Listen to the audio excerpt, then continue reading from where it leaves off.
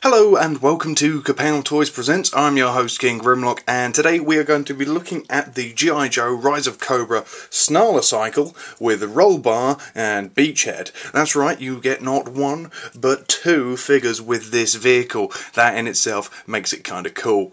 You also get an absolute plethora of weaponry, which for me is a bonus. I like my Joes to be tooled up to the nines. Let's have a quick look at Rollbar, who is the original character, if you will, that comes with this. He is a nice camo decoed action figure, very nicely done.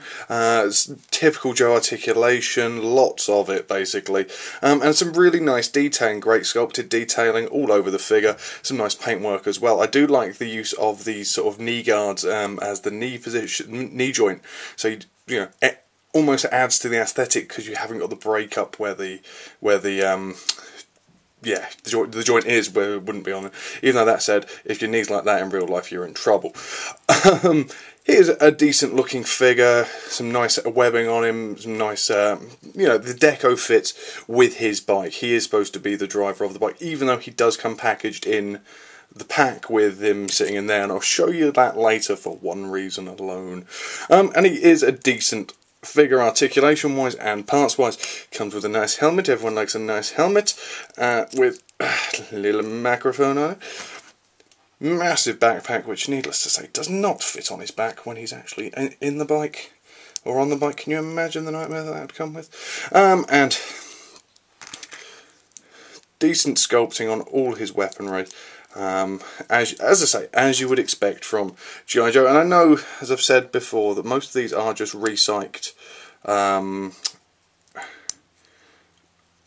characters or figures from other parts of the line, and just because it's it's the cheapest way to do it and it's the sensible way to do it. To be perfectly honest, these aren't specific characters that Beachhead's had a tumble that are necessary to do. So to be honest, to just use parts of them. For example, I imagine at times that these legs have been used for the same sort of thing. It makes sense. Beachhead himself now, a recognisable character anyway within the G.I. Joe universe. Never my favourite. Always preferred the Cobra operative, who was kind of the opposite to him. I can never remember his damn name though, but he was a psycho. Loved him. He was awesome. Cobra's awesome.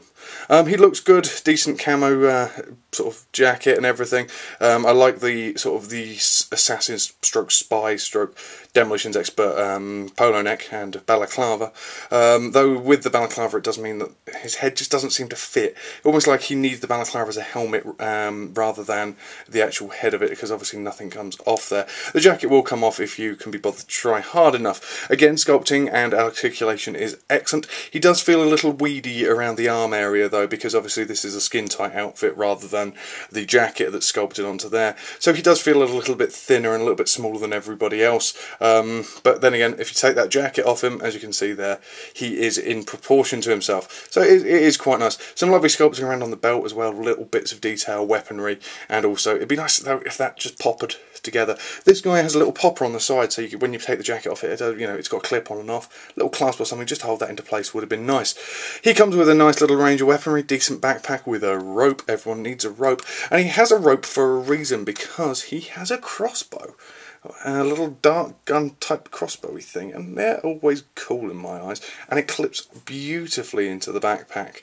Really fits nicely and means you don't have to worry about it. Again, good sculpted detailing on the weaponry, on the pistol, and I'm guessing this is his. Don't quote me about it, it could be his, but the detailing on this rifle, I mean, it just looks like a psychopath's gun. It's got a scope and a blade on it, just in case you need to stab someone from a distance. And again, he looks decent. His gun does like to fall out. You may lose that. He looks decent. He looks the part. Again, the newer aesthetic, the slightly more realistic aesthetic, is very, very nice for the most part. I prefer the slightly more gritty aesthetic than the colourful sort of early 90s Joe stuff, but I do prefer the more comic-y styling. Over with the figures. It's always cool that you get two, and on with the Snarler cycle. And I'll get it out of the way. This thing here, this vehicle, I don't think it needs it. I don't know why, it just doesn't need it. I just feel that the scope works as the launcher. this almost feels like it's one of the figure's weapons, and whereas the Mantis and the Skystalker would have giant rockets firing from it, you feel that if someone launched a rocket that big out of a bike, the bike would go about 60 foot backwards. It's just silly, and it doesn't really work. But the nice thing is you can take it off and get rid of it. Some really great detailing all over on the sidecar. I love this massive wheel. Turns, of course. Also has wheels on the bottom, just in case you ever wanted to take it off and use it on its own. Again, I'll show you why that's quite funny in a bit, if I ever get around to it. If we ever get there. It also has room on the back for 2 foot pegs, either for 2 Joes clinging on for dear life or just for the one. And round here we have the bike itself. Nice little kickstand detail there, which means that when you do detach it, it will stand up of its own accord. Handlebars do turn, but that's about it. You can't really do too much else with it. It would be really nice if it had some more detail, sort of playability really, because a lot of the other vehicles have got things that can move. But nice rubber tyres on the bike. It looks nice. It looks really good. Shame it's got that massive bit sticking out. I think you can actually unscrew it. No, you can't. What am I talking about? No, you can't. But it looks good. The whole thing looks really nice, and for the fact that for your Alpha, I think these vehicles are Alpha vehicle price, you're getting the vehicle and these 2 figures. So let's get these guys mounted up.